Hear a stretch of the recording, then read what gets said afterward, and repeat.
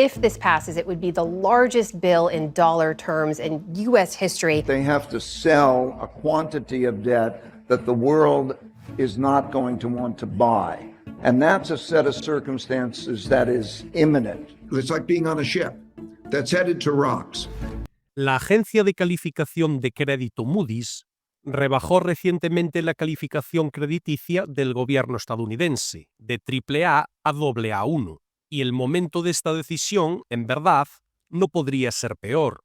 La rentabilidad del bono a 30 años del gobierno estadounidense ya ha estado acercándose poco a poco a nuevos máximos que no se habían visto en más de 18 años. Al mismo tiempo, el nuevo proyecto de ley fiscal que acaba de aprobarse va a aumentar el déficit presupuestario de Estados Unidos, lo que va a añadir más leña al fuego, potencialmente, impulsando las rentabilidades de los bonos estadounidenses a niveles mucho más elevados. Si las rentabilidades de los bonos del gobierno de Estados Unidos siguen escalando, esto tendrá un impacto devastador en la economía de Estados Unidos. Las rentabilidades de los bonos gubernamentales son una referencia para todos los demás tipos de interés en el conjunto de la economía, desde los tipos hipotecarios, que fijan el precio de compra de una vivienda, hasta los costes de financiación de las empresas.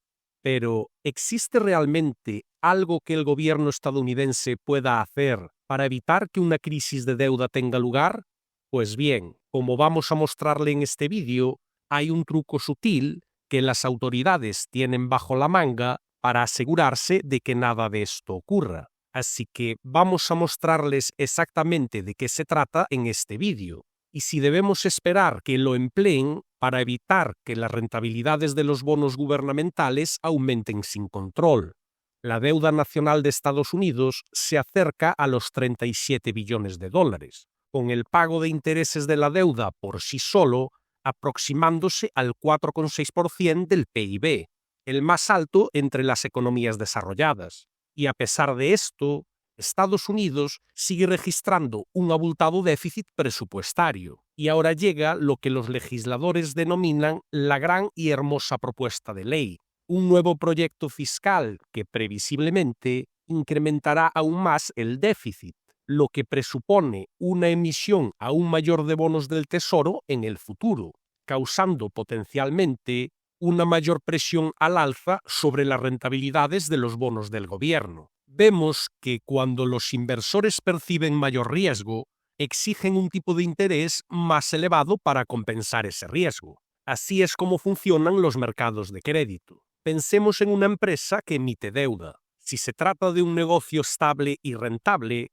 es mucho más probable que consiga un tipo de interés bajo sobre la deuda que está pidiendo prestada. No obstante, si los inversores perciben que el negocio es una inversión de alto riesgo, querrán un tipo de interés más alto para compensar el riesgo de mantener la deuda de una compañía de mayor riesgo. Y la misma lógica puede aplicarse al gobierno. Si los inversores perciben que el gobierno está gastando a manos rotas y podría no ser capaz de pagar su deuda, entonces van a exigir un tipo de interés más alto sobre dicha deuda. Y esto es exactamente lo que está sucediendo. Con todo, hay una gran excepción a todo esto. A diferencia de las compañías, el gobierno de los Estados Unidos emite deuda en su propia divisa, el dólar estadounidense, y la Reserva Federal tiene el poder de imprimir dólares estadounidenses.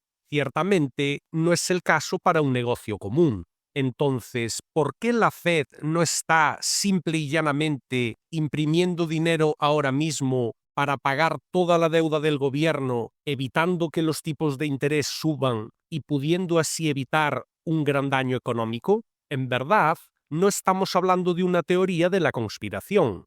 Es completamente plausible y ya ha sucedido antes. Este es un mecanismo llamado flexibilización cuantitativa, y no es más, en esencia, que la impresión de dólares por parte de la Reserva Federal para comprar la deuda del gobierno de los Estados Unidos. Aunque de esa manera no se paga la deuda, contribuye a reducir artificialmente los tipos de interés, facilitando que el gobierno pague su deuda. La Reserva Federal utilizó el QE en 2008, durante la gran crisis financiera, y de nuevo en 2020. En ambos casos, contribuyó a estabilizar el mercado de bonos y a reducir la rentabilidad de los bonos del gobierno con el fin de estimular el crecimiento económico.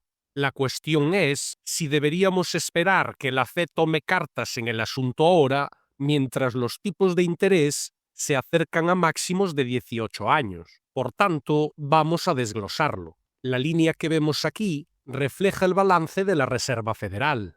Al igual que el balance de una empresa, representa el valor total de los activos que mantiene la Reserva Federal, actualizado cada semana en miércoles. Este balance incluye activos como bonos del Tesoro de Estados Unidos, valores respaldados por hipotecas, reservas de divisas, oro y préstamos de emergencia a instituciones financieras. No obstante, con gran diferencia, la mayor parte de estos activos se mantiene en forma de bonos del Tesoro. Así pues, cuando el balance de la Reserva Federal se expande, como ocurrió en 2008, 2011 y 2020, significa que la Fed está comprando bonos del Tesoro mediante la creación de nuevos dólares, y esto ayuda directamente a reducir la rentabilidad de los bonos, lo que a su vez disminuye el coste de los préstamos, apoya el crecimiento económico y estabiliza los mercados financieros durante periodos de estrés, como una crisis financiera o una pandemia. Este proceso de expansión de su balance para comprar bonos del Tesoro de Estados Unidos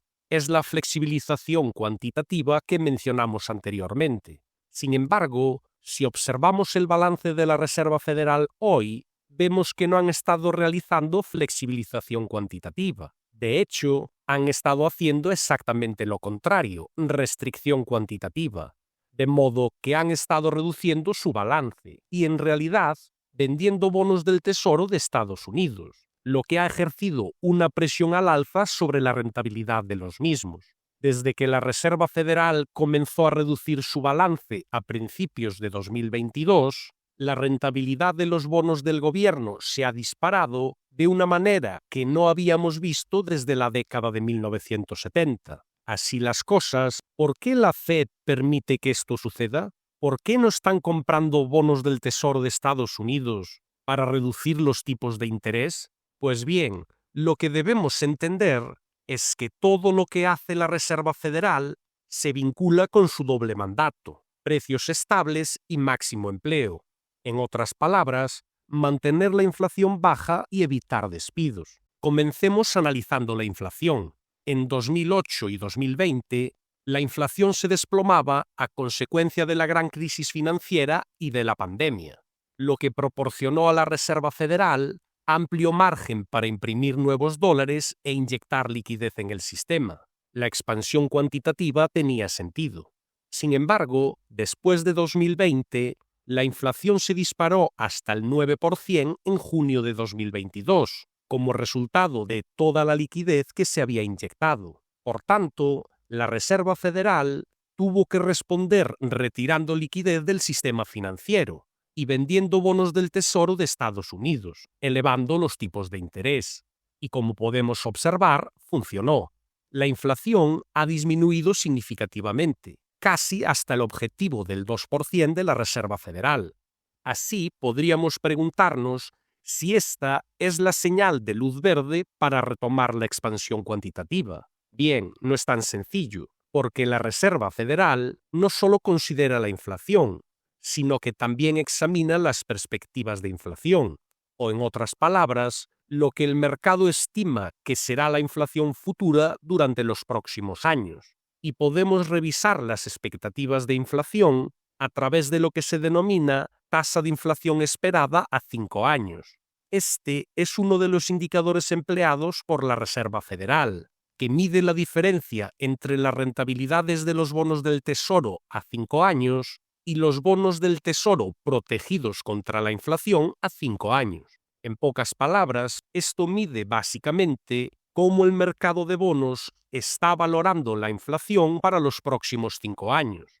Históricamente, solo hemos visto a la Reserva Federal aplicar el QE o la expansión cuantitativa cuando las expectativas de inflación están por debajo de su objetivo del 2%. En este momento no es el caso. Las expectativas de inflación a 5 años se mantienen estables, muy por encima del 2%, lo que no les da vía libre para comenzar a aplicar ningún tipo de expansión cuantitativa. Por consiguiente, su mandato de inflación no apunta al QE. Pero, ¿qué pasa con su mandato de empleo? Esta es la tasa de desempleo de Estados Unidos, y según la Reserva Federal, se considera que el rango del 4 al 5% puede clasificarse como pleno empleo. Por tanto, cualquier dato de desempleo superior al 5% significa que no han alcanzado su objetivo de pleno empleo. Actualmente, la tasa de desempleo se sitúa en el 4,2%, así que desde la perspectiva del mercado laboral, la Reserva Federal no tiene ninguna razón urgente para intervenir en este momento.